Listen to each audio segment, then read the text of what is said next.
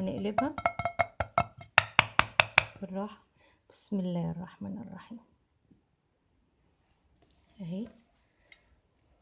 وبعدين هنحط لها برضو لحمة مفرومة تاني من فوق.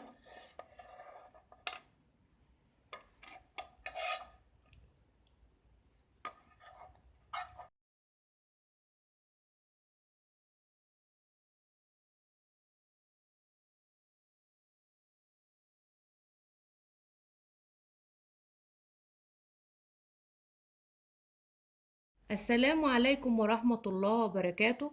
أهلا وسهلا بكم في كل مكان مع وصفات صافي للصحة والجمال.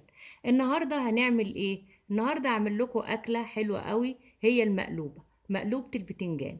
المقلوبة دي هي أكلة من أكلات بلاد الشام، وبالأخص فلسطين. وفي بيعملوها في سوريا، وفي بيعملوها في دول كتيرة، لبنان وفي العراق، وكل دولة بتعملها على حسب ما بتعملها بطريقتها. ففي مثلا بتتعمل باللحمة المفرومة اللي هي متعصجة، في بتتعمل باللحمة المكعبات، في بتتعمل بالفراخ. بس هو الأساس فيها البتنجان والرز. البتنجان يعني قلنا أنا هعمل بالمقادير دي، وممكن انتوا تكتروا الكمية أو تقللوا على حسب الحلة اللي هتعملي فيها. أنا عندي ده نص كيلو لحمة مفرومة خشن، وطبعا هنعصجها وهنسويها. يبقى قلنا نص كيلو لحمه مفرومه خشن، وعندنا كيلو بتنجان. البتنجان ده قطعناه شرائح رفيعه، وشويته على الجريل. شويناه، ما قلناهوش في الزيت، شويناه بس يا دوبك مسحنا الجريل بالزيت وشويناه علشان يبقى صحي. وطبعا عشان يتشوي معاكي بسهوله ويبقى كويس، بتحطي له الاول شويه، بعد ما تقطعيه وهو ني تحطي له معلقه رشه ملح كده. هو بعد شويه هتبص تلاقيه نزل الميه بتاعته تصفيها، وبعدين تبتدي ترصيه على الجريل وتعمليه. عندنا بصله مفرومه ناعم، مفرومه كبيره، بصله مفرومه ناعم، وده عشان اللحمه، عشان نعصق فيها اللحمه. معلقه توم صغيره، معلقه بهارات لحمه، ملح وفلفل اسود، ورشه جوز الطيب. بنبشرها في ساعتها عشان بتدي ريحة حلوة. وعندنا مكعبين او مكعب زبدة، وعندنا زيت، وعندنا كوبايتين رز بسمتي او رز مصري اللي عندك، مش هقف عند اي حاجة. وطبعا الرز لما نيجي نعمله هنحط كوباية الرز البسمتي هتاخد كوباية ونص مية، وبتكون مية دافية. وبالنسبة للرز المصري هتبقى كوباية واحدة بس، برضو مية دافية. دلوقتي هنعمل كل حاجة على حسب، هنعملها بالتفصيل معاكم على النار على البوتاجاز. دلوقتي حطينا آه، حوالي معلقتين زيت ومكعبين زبدة، وهنروح حاطين البصل.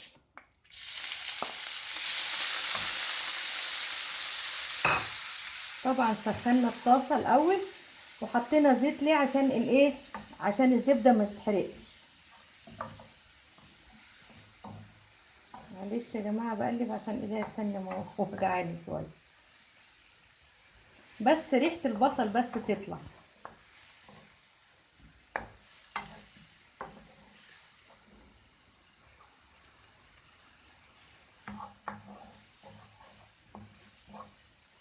اما ريحة البصل تطلع هنروح حاطين ايه، نحط التوم. وقلنا عشان ايه البصل ما يتحرقش معاكي لأي حاجة بتعمليها تحطي الملح، يقوم البصل ايه ما يتحرقش، ما يبقاش فيه حتة محروقة وحتة لأ، يبقى كله لونه واحد، لونه ذهبي واحد. هنحط الملح والفلفل الاسود.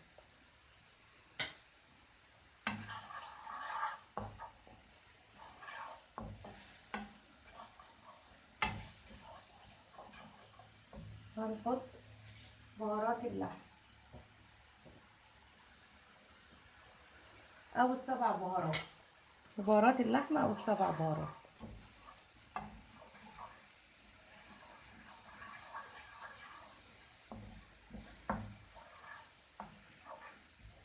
ممكن عايزة تحطي رشة شطة، دي على حسب ايه رغبتك، حسب الرغبة.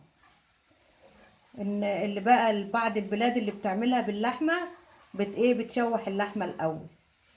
طبعا بتسويها، بتشوح اللحمة وبتكون مكعبات صغيرة، وممكن تسلقها نص سلقة علشان طبعا ايه تبقى مستوية، لما تتحط تبقى مستوية. والفراخ نفس الحكاية برضو، بتقطعها مكعبات وايه وتشوح. بعد كده هنحط اللحمة. ده نص كيلو. انت لو بتعملي كمية اكتر بت بتعملي كيلو لحمة مفرومة، وزي ما قلنا تبقى خشنة، وتقلبيها بقى ايه لحد ما لون اللحمة يدخل في السوا، يتغير معاكي ويخش في السوا.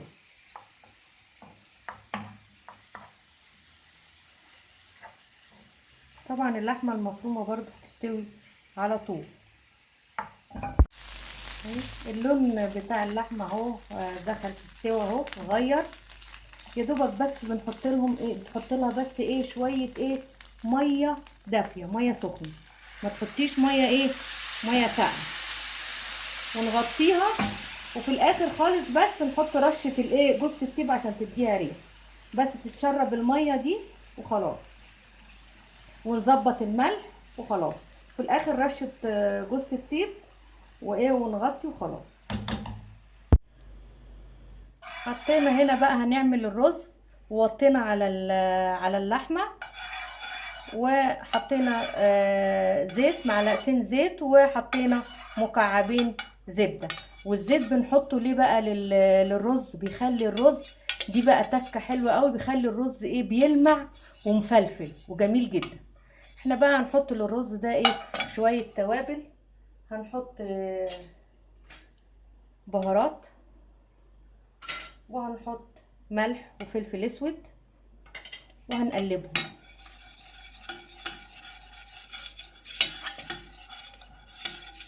وبعدين هنجيب الرز، طبعا الرز مغسول، وهنحطه. نعلي النار.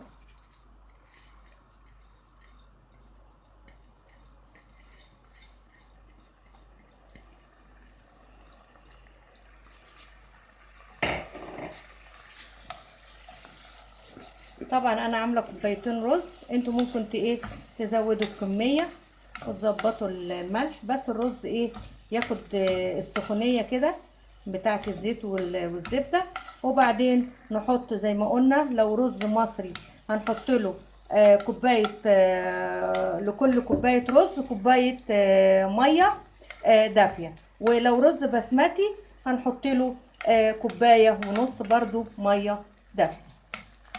بس. واول بقى دلوقتي هنحط الميه او شوربه، يعني على حسب رغبتك، وهنغطيه هيغلي، وبعدين نوطي زي ما بتسوي الرز العادي.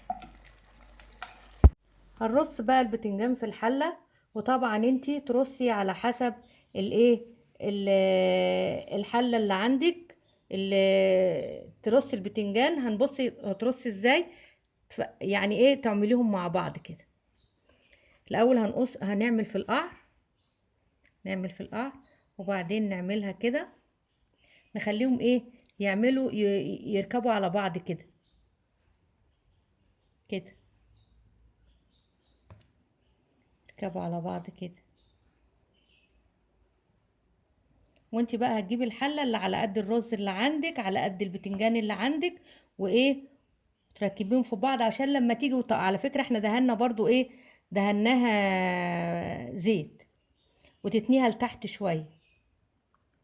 لو البتنجانه طويله تتنيها لتحت شويه كده، تركبيهم على بعض اهو لحد ما تخلصي الكميه اهي اهي. طبعا الرز استوى، واللحمه المتعصجه استوت، هنجيبه بقى ونكبس الرز هنا. اللحمه المفرومه اهي استوت، هنحط شويه،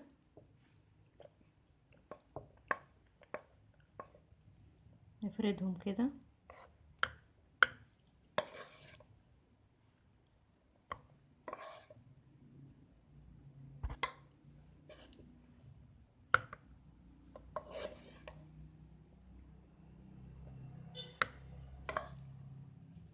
خلي شوية للتزيين برضو.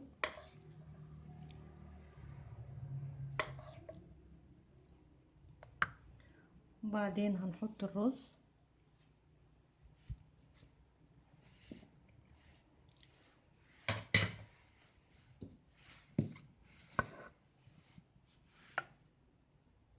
الرز مستوي اهو سخن، وهندكه كده، هنضغط. لو اقول لكم بقى ايه الرز بقى ايه ريحته مع البهارات اللي حطيناها جميلة جدا. وبرضو اللحمة برضو. وهندك بقى كده كده، نحط بقى الرز كله وندكه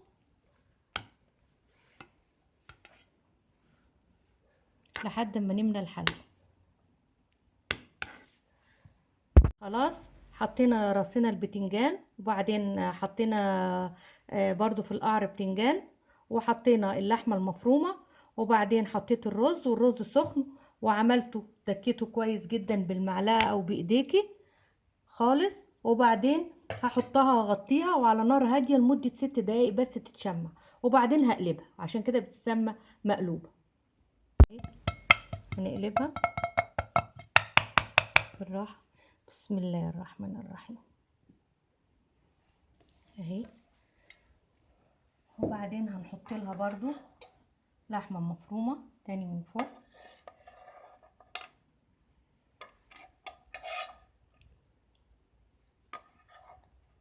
بعدين نحط لها لحمة مفرومة، وممكن نحط لها سنيبر او مكسرات متحمرة ومجروشة وبقدونس.